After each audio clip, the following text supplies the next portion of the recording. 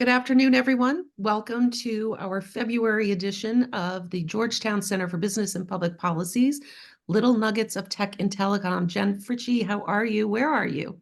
Good. How are you, Carolyn? I'm at the Great NATE Conference in Memphis, Tennessee. I'm up here in Washington, D.C., where it's a little cold, and we are very excited, joined by our guest, Roger Entner, the founder of Recon Analytics, who is joining us a little further afield from Germany, where he is doing some work and I think heading into Mobile World Congress next week. Roger, thank you very much for joining us. We really appreciate it, especially since we know you're 6 hours ahead. So sometime maybe around dinner. Yeah. I think for our audience, most people know who Roger Entner is, but do you want to just give a quick overview of Recon Analytics and Roger Entner Sure. before we dive into this cool new tool I've been hearing about? Yeah, so Recon Analytics, we provide research consulting services for predominantly the telecommunications industry, and provide insights for policymakers and folks inside the Beltway. We have launched,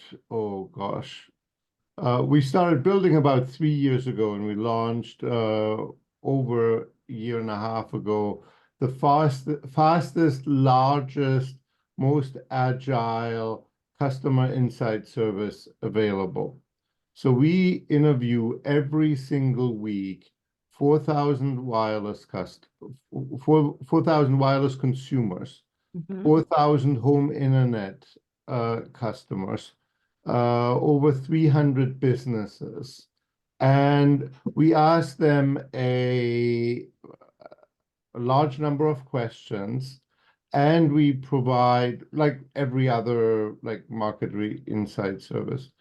But where we differentiate is that every week we give our clients the opportunity to ask questions. So we get the questions Thursday night. We go to field over the weekend.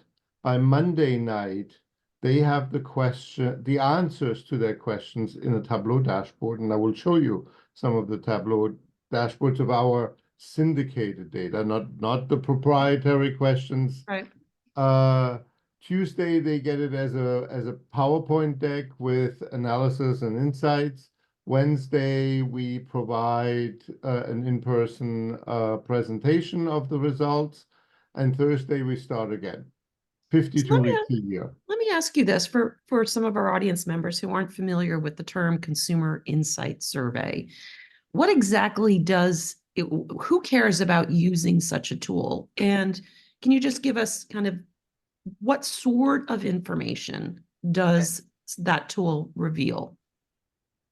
Any business is interested what their customers are thinking, planning to do, are up to.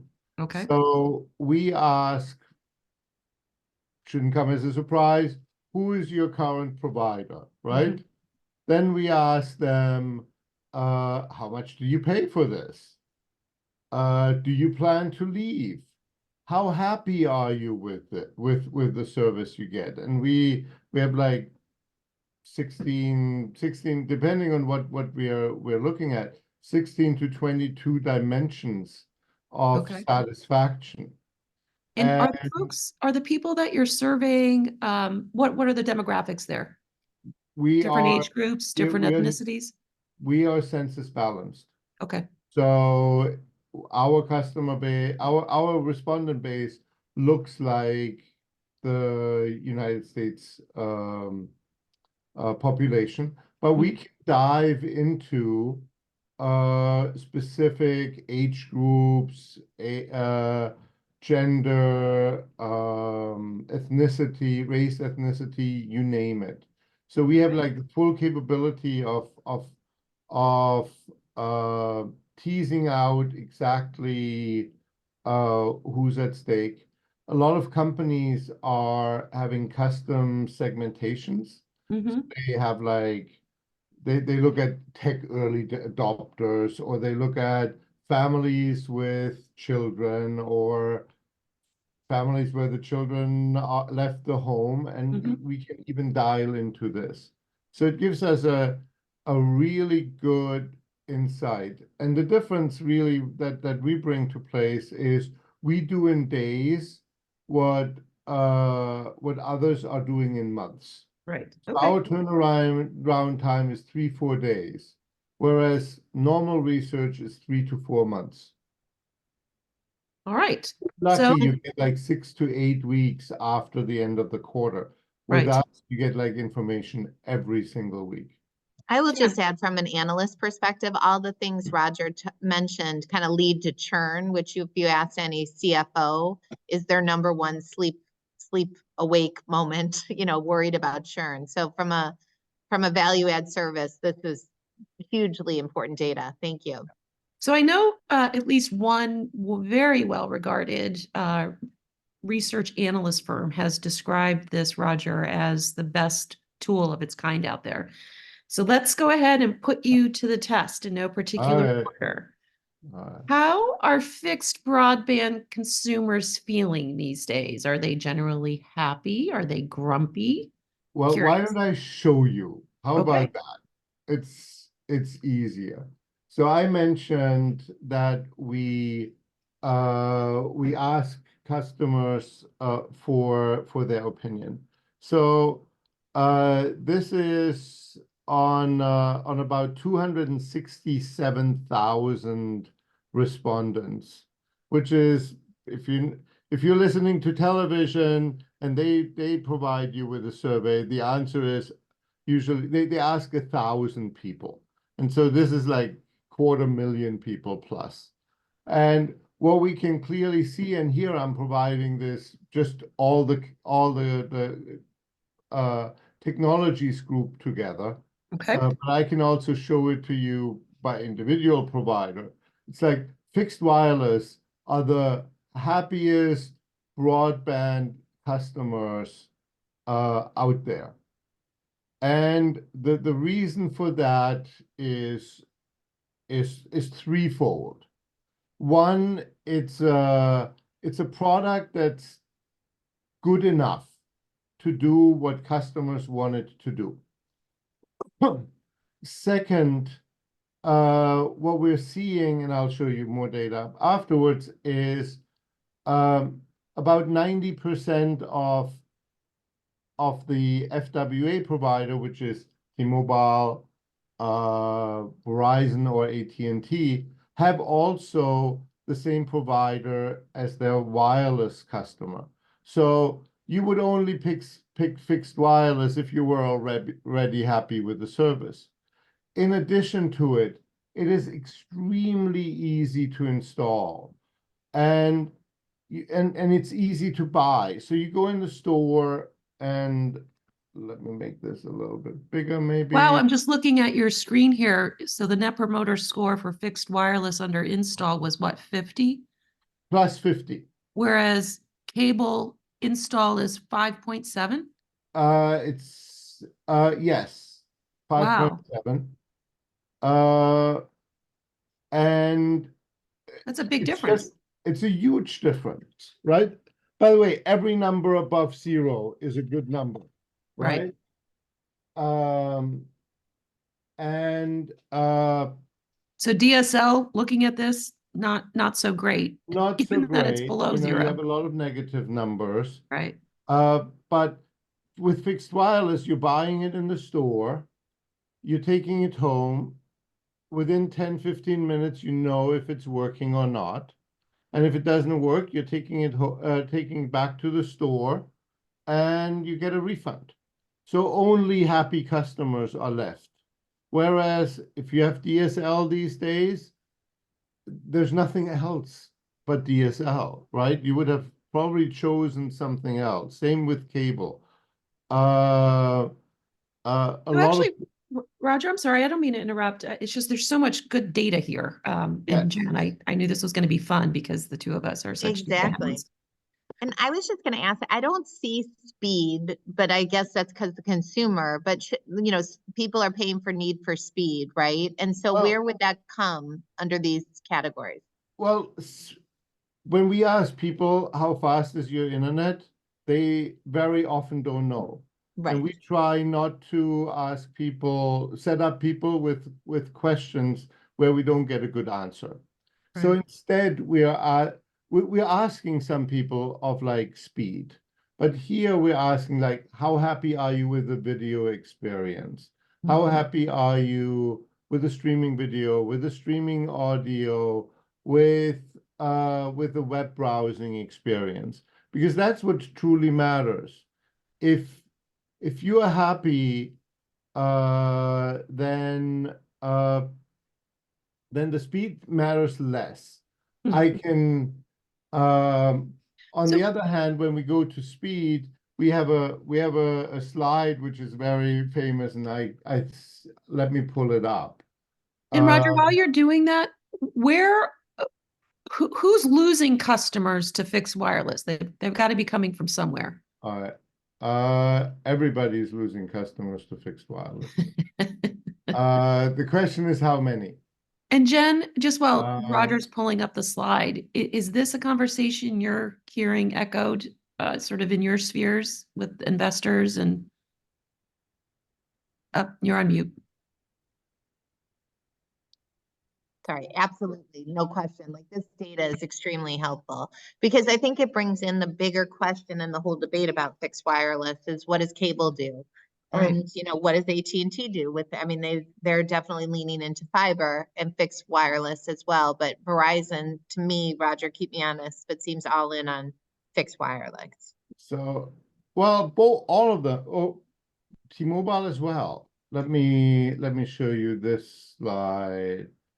1 second. So this one we call everything gets better with speed.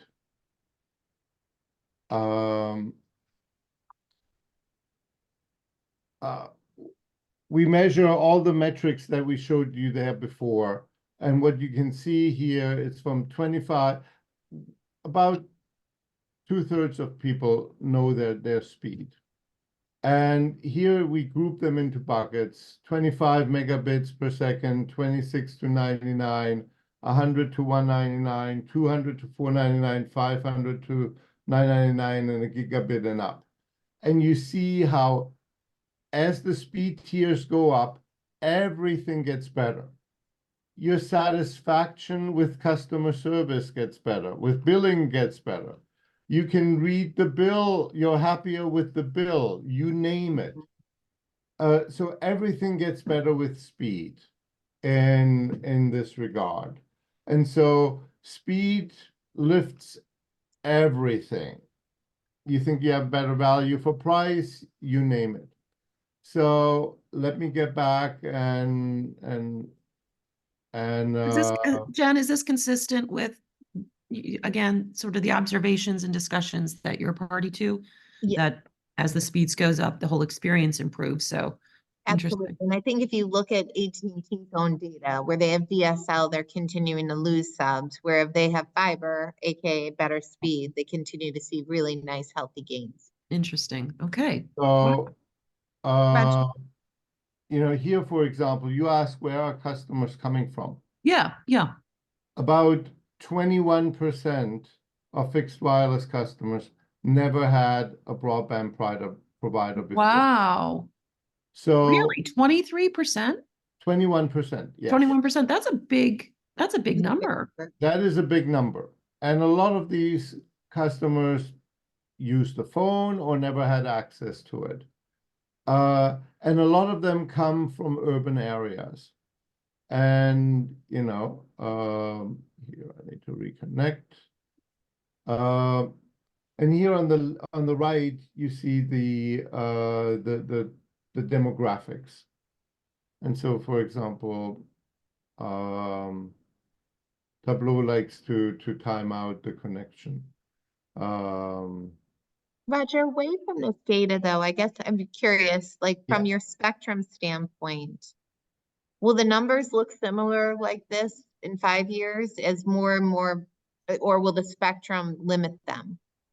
Well, spectrum is a limited amount, right? So the question is like, that's a difficult question. So we did analysis on both T-Mobile and Verizon. And for their stated goal of 7 million for T-Mobile and 5 million for Verizon, we didn't see any problem for them to accommodate that with the existing spectrum and cell sites. Once we're going beyond that, they need to invest. They need more spectrum, they need more cell sites, you name it. So if I'm cable or anyone else that is competing against providers now of fixed wireless, I would assume one of the most effective advocacies one could do inside the Beltway is to prevent the mobile guys, the existing mobile network operators, from getting access to more spectrum, so that you essentially put a cap on their ability to grow, right?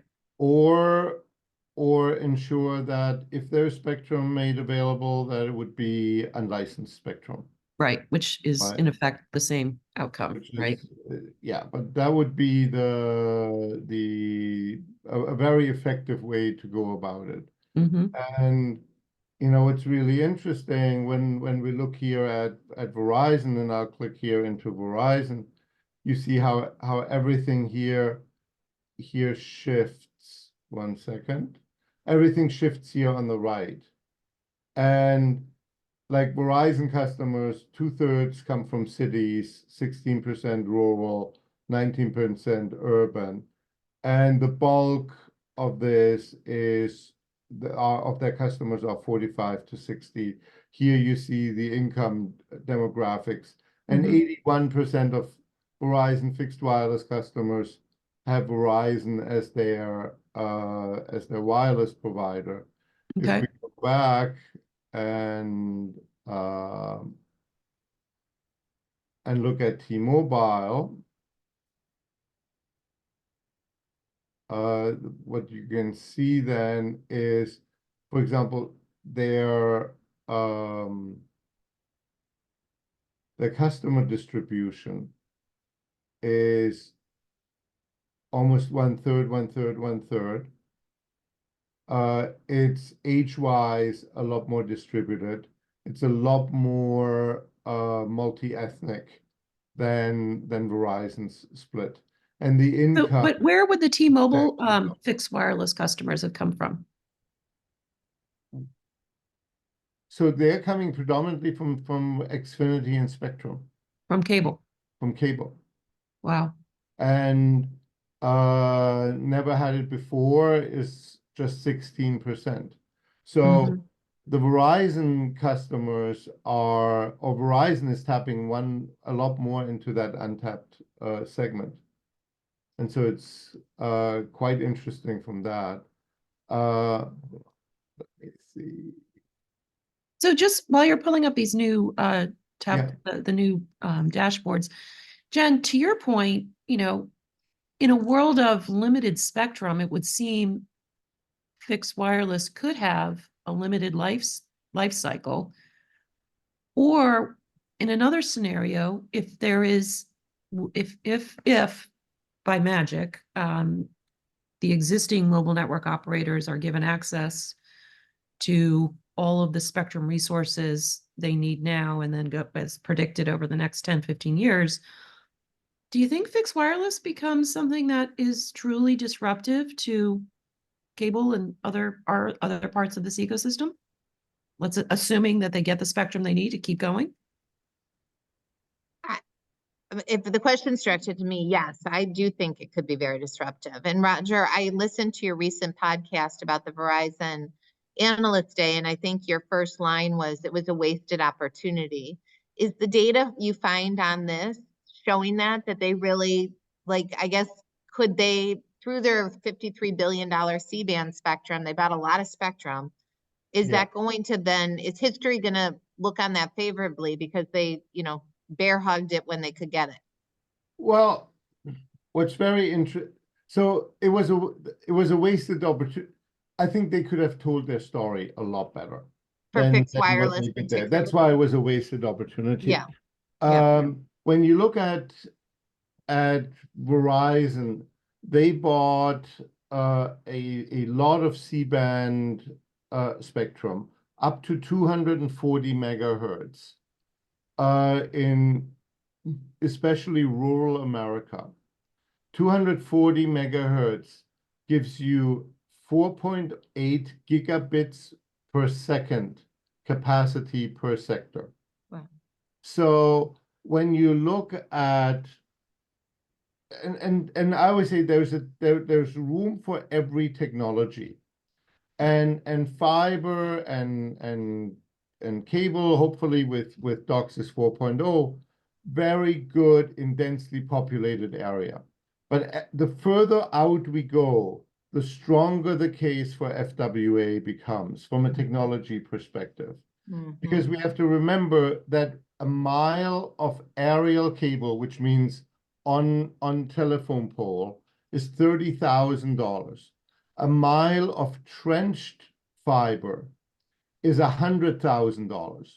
So if you want to connect a farm that's 5 miles, 8 miles out, and you're, say, in the upper plain states with solid freezers, you want to have that fiber trenched. 8 miles out, that's $800,000. The customer will pay $50 a month, maybe $100. We have to wait until the 23rd century until we have a break-even point, right? Whereas somebody like a Verizon or a T-Mobile or AT&T, because in rural America, you know, in urban America, we don't have enough spectrum. In rural America, where we have very low population density, we don't have the same shortage. Right. So Right. if you have, and these networks are built on the wireless grid already. So they're using the same cell sites, and they just put an additional antenna up, which is not very expensive, which is like $5,000, $8,000, $10,000. But it covers like all these people. And if they can share 4.8 gigabits, that's fiber-like speeds Right. in rural America in a much more cost-effective way. And so you know, by the way, I pulled up here over the last, what is this, more than like year 9 months, the net promoter scores on complete experience for I pulled the FWA guys out because they're like towering on top of it. But we see that overall net promoter scores have gone up. Also here at the bottom, we ask customers also, who is your favorite, who would you pick if you couldn't choose the provider that you have right now? And 30% or 41% would pick a fixed wire. About 40% would pick a fixed wireless solution. That's interesting. T-Mobile, fixed wireless. And then the number 2 choices are AT&T and Verizon fiber connections. And then only then comes you know, other connections. Roger, let me ask you this. If the trend continues with this, you know, adoption of fixed wireless by folks who have never had broadband before, combined with defection from other broadband providers, particularly cable, if the trend continues over the next 2 to 5 years at the same pace that you're seeing now, what does that look like for cable? And Jen, I guess I would pose the same question to you as an analyst or an investor, actually. Yeah, well, what we're seeing overall is asymmetric competition, right? The wireless carriers are contributing the entire growth to the broadband industry right now. Wait, let's talk about that for a second. What do you mean by that? If you add fixed wireless together, they are growing at a higher pace in terms of net subscriber additions than what the rest of the industry is losing. Wow. So right now, fixed wireless is winning, fiber is winning customers, cable and DSL are losing customers. Wow. And Fascinating. so it's not happy days with the cable providers. Right. At the same time, they are the fastest growing wireless providers. Yes. Through And MVNOs. so they are attacking the other provider with in both cases, a high quality, lower priced solution. Although, And isn't it kind of interesting that the cable guys are yes, they're adding wireless subs, but they're doing it as MVNOs, right? Which are reliant on the underlying networks having robust spectrum assets, and yet their advocacy inside the Beltway is no more full power commercial spectrum should be made available. So doesn't that redound to their detriment if you really play that out? yes, well, the question is like, which part of their business is more profitable? Right. And they're siding with the more profitable side. It's to build their own fiber plants, and it's very cheap to build up, is creating more profit for them than the wireless side is. But they are no slouches. They are providing it with a lower cost solution provided to them through their MVNO relationship with Verizon. So So quick yeah, it's question. a world of strange bedfellows, right? Go ahead, Jen. I was just going to say, I think that's the question, is when that contract comes up due, given that spectrum is a finite asset, if I'm just thinking of it like economics 101, why wouldn't I raise that rate? Would it, But I mean, the spectrum is not, but the contract is not coming due. It's a ever? perpetual contract, and they have said that publicly. And both sides need to agree to the contract. And if they don't agree, if cable don't agree to higher prices, then there will be no higher prices. Yeah. Interesting. So I know we don't have too much time left, but another reason why we were really excited to host you is we don't typically focus on issues from the consumer perspective. And so I wanted to ask, what is it that consumers, I think you've already answered this, but I wonder if you have a cool dashboard that shows it. What is it that makes consumers the happiest? Is it ease of installation? Is it the functionality? Is it the pricing? Is it something else? Well, I think I'm clicking around. I think here, what we find is what helps with everything is lower prices, right? But one of the interesting things that we have seen is that even though prices have gone up, net promoter scores have gone up as well. So even though, and so what really helps is a reliable connection that where you can watch the content and use it the way you want to, in a broadband way, that the connected devices you're putting onto it are also that is a solid connection, and that you have good customer service and an easy buying solution. Fixed wireless right now is like the gold standard for that when we look at broadband. And Fiber so, is not far behind, right. but is still has a lot of experience to make up and to learn. Is there any single area that jumps out at you from all the various iterations on your database that broadband companies writ large, whether fixed mobile or companies that have both, should be focused on? Like, is there some area where they're uniformly and consistently deficient, such that if you were able to go in and tell them to fix it, things would really be different? Well, where the operators are generally falling down and can improve the most is the moment that they talk with a customer. The technical delivery of the service is generally a very good one.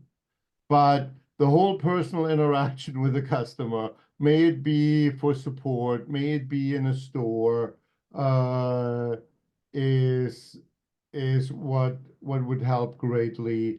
We're moving into online self-help. Customers are not happy with that at all.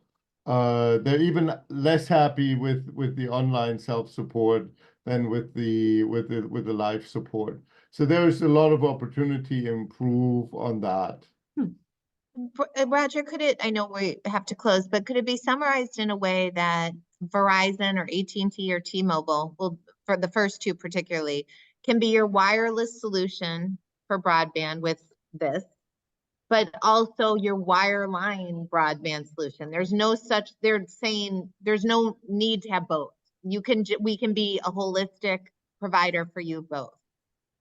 Yes, and all of them are trying to be that converged provider. Yes. It doesn't matter if that's the wireless provider or if that's the cable provider or if that is the fiber provider.